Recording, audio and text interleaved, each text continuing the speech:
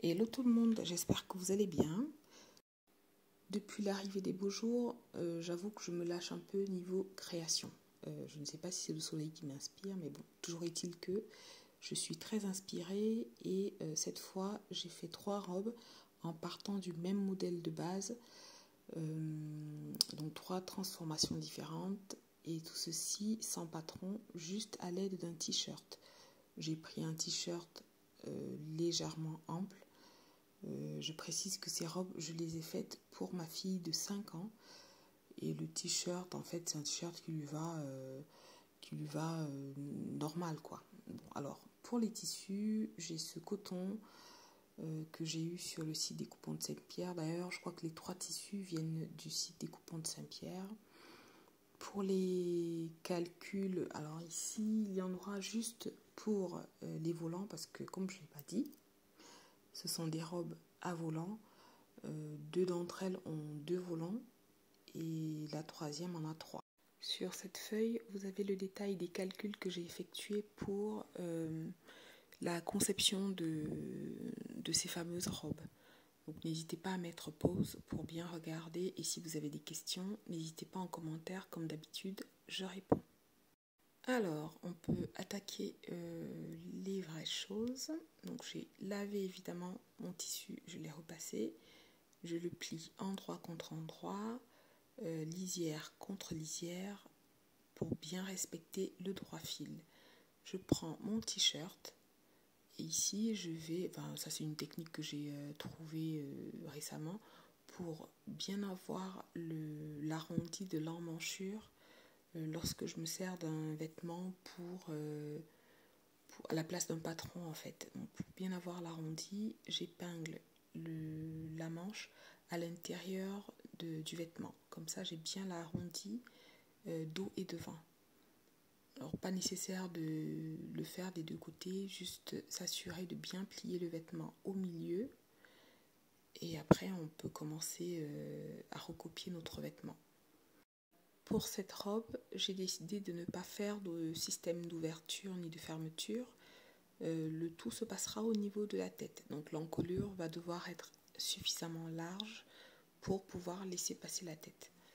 Ça, bon, je vous montrerai après comment j'ai fait. Mais dans un premier temps, je vais recopier les bordures de mon t-shirt. Je le positionne au niveau du droit fil.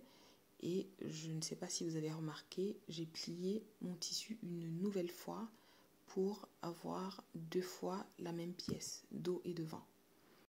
Après avoir vérifié pour la énième fois que la largeur de mon t-shirt était suffisante pour avoir une certaine aisance au niveau du buste de la robe, je trace les contours du t-shirt, du demi-t-shirt, et je vais en profiter pour ajouter les marges de couture au niveau des épaules, de l'emmanchure, des côtés et de l'encolure.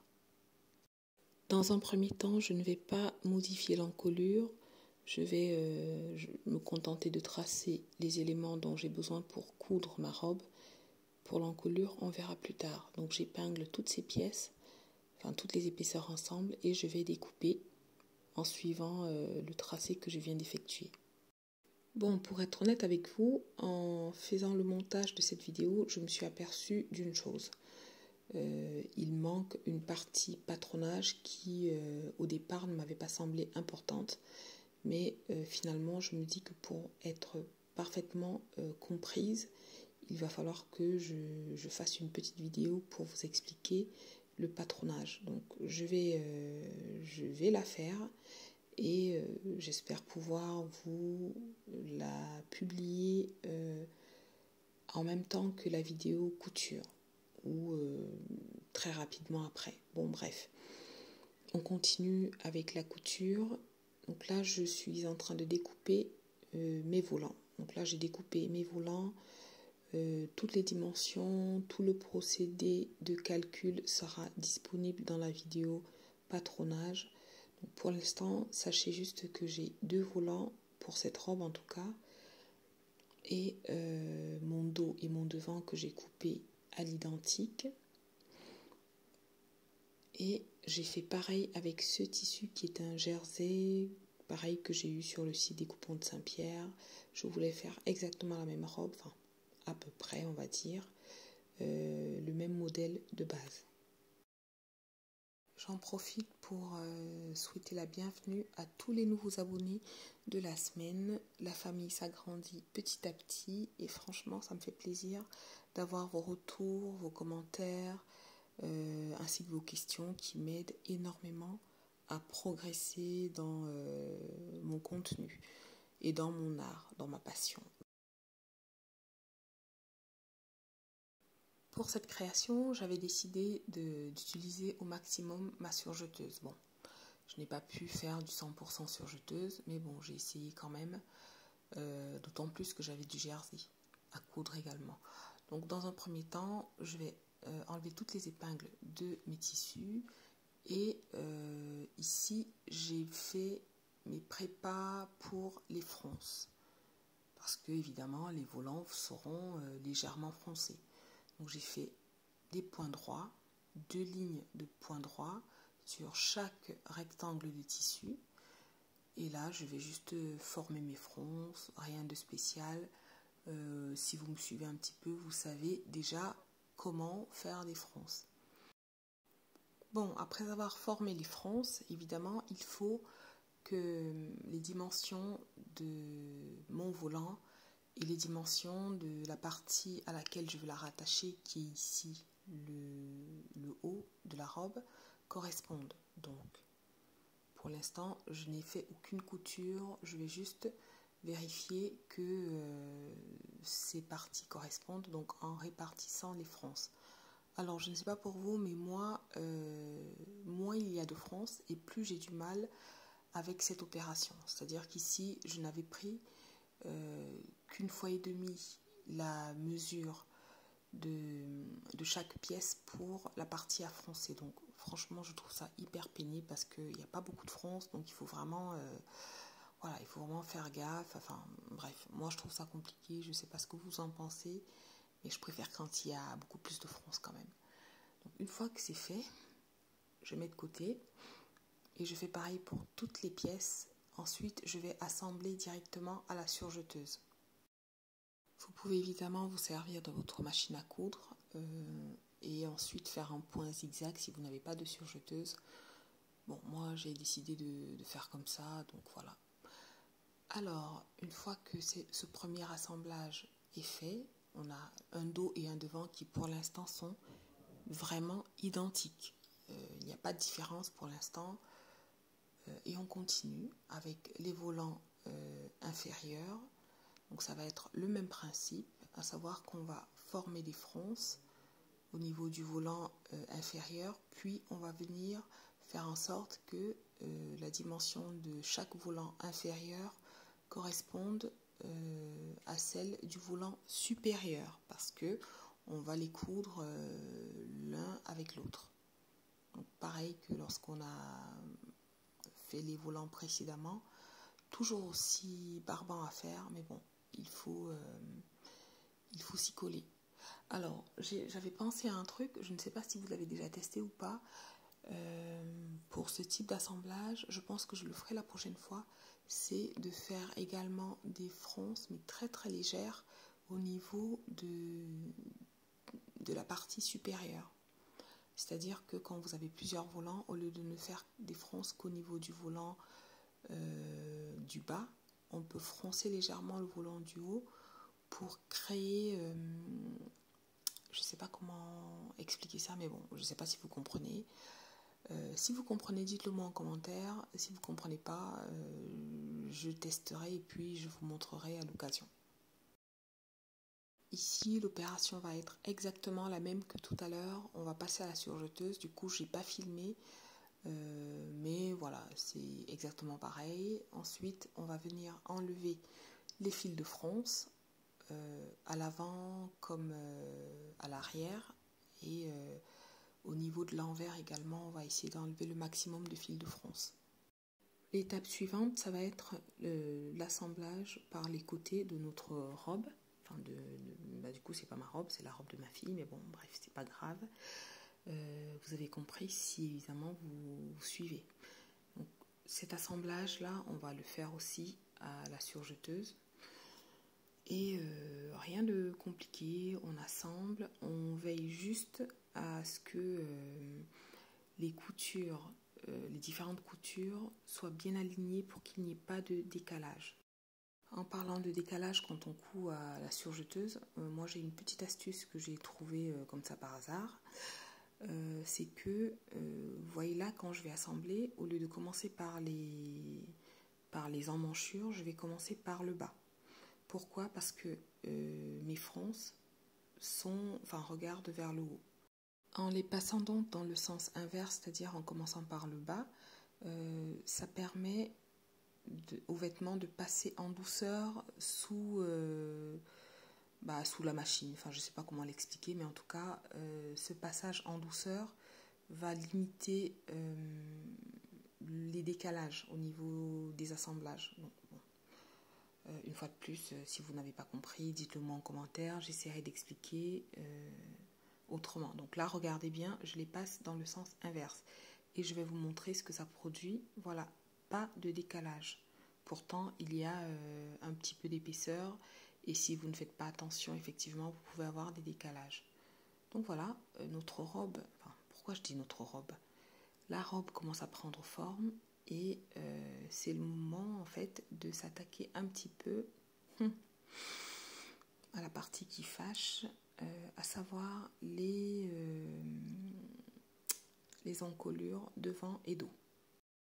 Pour cela, je ne me suis pas pris la tête, je suis allée directement choper ma fille. J'ai posé le vêtement sur elle et j'ai mesuré l'espace qu'il me fallait pour faire passer sa tête, tout simplement. Aussi bien au niveau du dos que du devant, j'ai mesuré et j'ai coupé l'excédent de tissu. Ici, je prépare déjà l'ourlet de la robe en passant le bas de la robe à la surjeteuse pour avoir quelque chose de propre. Une fois de plus, si vous n'avez pas de surjeteuse, un petit point zigzag à la machine ou un point surjet et le rendu est tout aussi propre. Et comme je vous l'ai dit au début, j'essaie de faire le maximum de couture à la surjeteuse. Donc je vais assembler les épaules endroit contre endroit, un petit point à la surjeteuse et c'est fait. Après avoir coupé tous les fils de fronce, de surjeteuse, je vais préparer l'ourlet en faisant juste un petit rentré. Pas besoin d'en faire deux puisque j'ai passé mon vêtement à la surjeteuse, donc c'est propre. Un petit rentré comme ça d'1 centimètre et je vais coudre tout le long avec un point un peu large mais avec la bonne tension. Ensuite, pour la partie encolure, j'ai décidé de venir poser un billet. Donc je vais mesurer ici toute la longueur de l'encolure, dos et devant.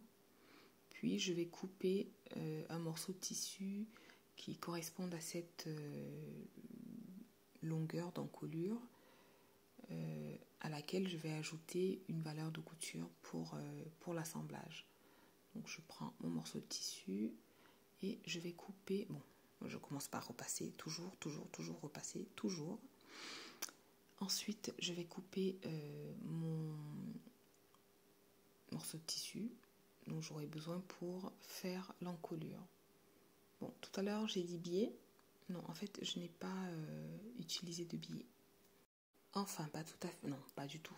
Pas tout à fait, pas du tout. Mais cette partie que j'ai utilisée est légèrement extensible. Légèrement parce qu'on n'est pas dans le droit fil. On n'est pas non plus dans le biais. En tout cas, j'ai découpé 2 bandes de tissu d'une largeur de 2 cm. C'était largement suffisant. Et je les ai assemblées endroit contre endroit au niveau de la largeur. Et je vous montre ce que ça donne. Voilà. Ensuite, je vais venir... je vérifie toujours quand même que j'ai suffisamment de tissu. Puis, je calcule ce qu'il me faut pour mon encolure. Et je vais ajouter la petite marge de couture qui va me permettre d'assembler ces 2 morceaux de tissu ensemble. puis je vais venir couper l'excédent. Et vous allez voir ce que je fais tout simplement, c'est que je vais assembler au niveau des épaules. Donc les coutures de mon vêtement vont correspondre aux coutures des 2 morceaux de tissu que je viens de faire. Donc là je vais assembler endroit contre endroit. Donc j'ai zoomé légèrement pour que vous voyez exactement ce que je fais. Et comme le tissu est légèrement extensible, même s'il y a un tout petit peu, même s'il en manque légèrement, bon, pas trop, 2-3 mm, vous pouvez quand même vous en sortir. Mais effectivement, si j'avais coupé dans le droit fil, ça aurait été plus compliqué, d'autant plus que l'encolure est arrondie. Donc là, le tissu a tendance à s'étirer un peu. J'ai cousu bien évidemment au point droit avec un point d'arrêt en début et en fin de couture. Je vais repasser ce petit... comment ça s'appelle déjà cette partie? Oh mon Dieu, je ne sais plus, je perds mes mots, je crois que c'est la chaleur. Bref, je l'ai repassé vers le haut. Et là, je vais le replier 2 fois sur une toute petite largeur, à peu près un demi-centimètre. Je vais épingler, je vous remontre, je replie 2 fois, puis je vais épingler et je vais venir coudre au niveau de l'extrémité inférieure de l'encolure, avec l'envers face à moi.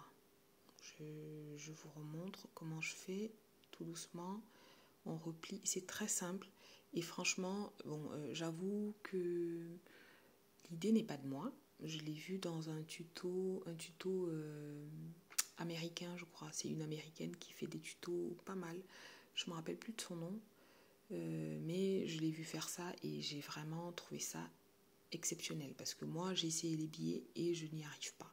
Donc si vous avez des astuces pour poser des billets, dites-le moi, je suis preneuse parce que moi les billets j'arrive pas, ça baille toujours, enfin il y a toujours un truc qui va pas. Donc j'ai testé ça. Je précise que cette collègue américaine avait elle coupé le morceau de tissu dans le droit fil. Mais moi, je me suis dit, bon, je ne vais pas aller dans le droit fil parce que ça risque d'être trop rigide, mais je vais faire l'entre-deux. Bon, je trouve que je parle quand même beaucoup aujourd'hui. Je ne sais pas si vous arrivez à suivre du coup. Vous me le direz en commentaire. Donc, une fois que j'ai fini d'épingler, j'ai cousu l'encolure. Je vous montre le résultat. Franchement, je trouve que c'est pas mal. C'est pas mal du tout. Voilà, vous pouvez admirer moi cette petite merveille. Enfin bon, je ne suis pas du tout impartiale, mais je m'en fous. Enfin, bref, on continue. Donc là, je récupère mes petites chutes de tissu. Et au début, je ne savais pas trop ce que j'allais faire au niveau des manches ou des emmanchures. Et puis finalement, j'ai décidé d'ajouter des sortes de volants, puisqu'on est dans le thème des volants, des petits volants au niveau des manches. Donc des manches un petit peu volantes. Je ne sais pas si c'est clair, mais en tout cas, voilà. Donc pour ça, j'ai pris 2 fois la mesure du tour d'emmanchure. Parce que comme vous l'avez évidemment deviné, parce que vous suivez et que vous êtes trop fort, on va faire des fronces au niveau de ces volants. Donc là, rien de compliqué. On découpe notre tissu. La longueur de la manche, c'est selon vos goûts. Moi, je me rappelle plus ce que j'avais pris comme longueur, mais vous aurez l'info dans la partie, dans la vidéo sur le patronage. Si jamais j'oublie, n'hésitez pas à me le rappeler en commentaire. Toujours est-il que je vais avoir 2 rectangles de tissu que je vais devoir transformer en manches à volant.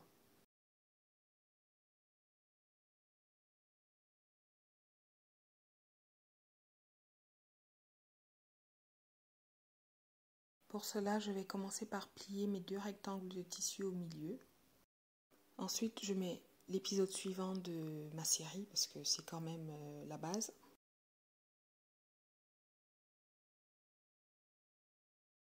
Ensuite, je viens faire un cran au niveau du milieu.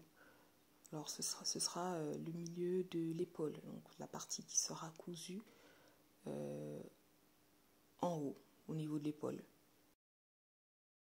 Bon, ici, obligé de m'arrêter parce que, vous savez, quand on est parent, on n'a pas de congé, de jours de repos, de jours fériés, donc il faut régler les problèmes en permanence.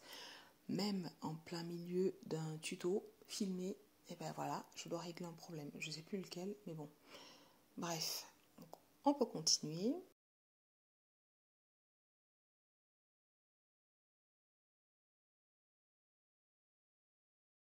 Comme je suis une stressée de la vie, je vais une fois de plus mesurer les dimensions de mes rectangles du tissu pour bien vérifier que j'ai les bonnes dimensions qui vont correspondre à mes emmanchures multipliées par 2. Puis je vais enfin pouvoir tracer l'arrondi de ma manche. Donc là, comme vous avez pu le voir, j'ai diminué le tissu. Enfin, bon, j'ai tracé un repère à 6 cm du bord et avec mon perroquet, j'ai tracé la courbe de l'emmanchure. Alors, je ne sais pas si c'est correct, mais en tout cas pour moi le rendu a été top. Donc j'ai vraiment décidé de ne pas me prendre la tête. J'avais des patrons de manches, mais j'ai décidé de faire comme ça pour voir ce que ça donnerait, et franchement je ne suis pas mécontente du résultat. Ensuite je vais diminuer un petit peu la hauteur de cette manche. Une fois de plus, ici c'est une totale impro. Donc là j'ai décidé de faire de toutes petites manches à volant, comme j'ai dit tout à l'heure. Ici 7 cm marge de couture comprise, donc 7 cm au niveau du dessous de bras, donc ça fera un peu plus au niveau de l'épaule, mais voilà. Ensuite on trace une perpendiculaire et on va venir découper tout ça. Et voilà mes petites manches à volant. Vous voyez ce que ça donne au niveau des formes. Ça m'a l'air pas mal. Et comme je vous ai dit, le rendu était top. Hein. Donc là, je vais assembler endroit contre endroit au niveau des côtés. Les deux, chacune des manches. Ensuite, je vais venir préparer mes fronces au niveau des épaules.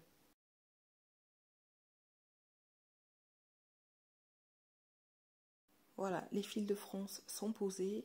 Je vais former les fronces.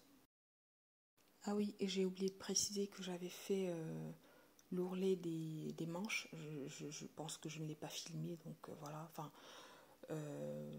Et là, ça se voit au niveau de la vidéo. J'ai fait un petit ourlet vite fait. Comme l'ourlet du bas, je suis passée à la surjeteuse et puis j'ai fait un petit rentré d'un demi-centimètre au point droit, rien de compliqué.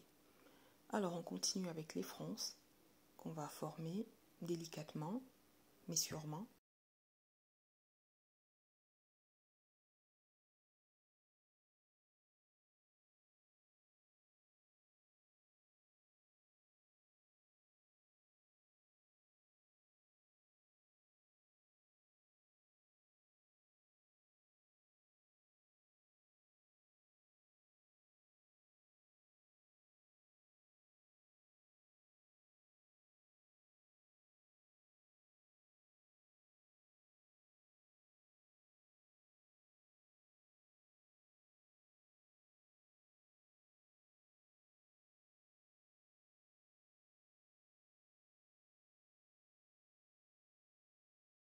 Ensuite, comme pour un assemblage de manches classique, on va venir faire coïncider les repères. Tout d'abord, les repères du milieu de l'épaule et en faisant coïncider ces deux repères, donc la couture épaule de la robe et le cran que moi j'ai fait au niveau de la petite manche, je vais vérifier la quantité de tissu qu'il me faut pour cette couture, c'est-à-dire que je vais répartir les fronces en partant de ces deux repères que je maintiens ensemble à l'aide d'une petite épingle ou à l'aide de mes doigts, comme vous voulez.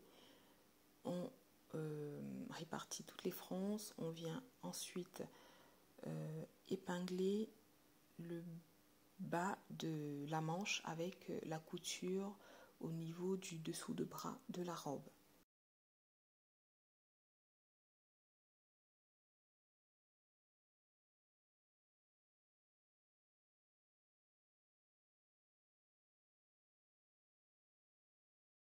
Alors pour cette étape, n'hésitez pas à faire un bâti si jamais vous n'êtes pas à l'aise. Moi c'est ce que je fais toujours pour les montages qui me posent problème et ça se passe bien par la suite. Donc voilà, on est arrivé au terme du tuto. Merci de l'avoir regardé, merci pour vos encouragements. N'hésitez pas à le partager, à me laisser un petit like. Vous savez, ça ne coûte absolument rien.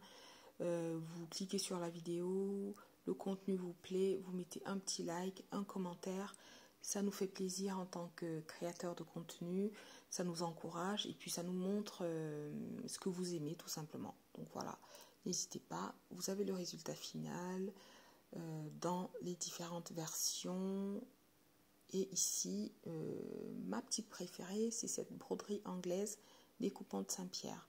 Voilà, je vous dis à bientôt.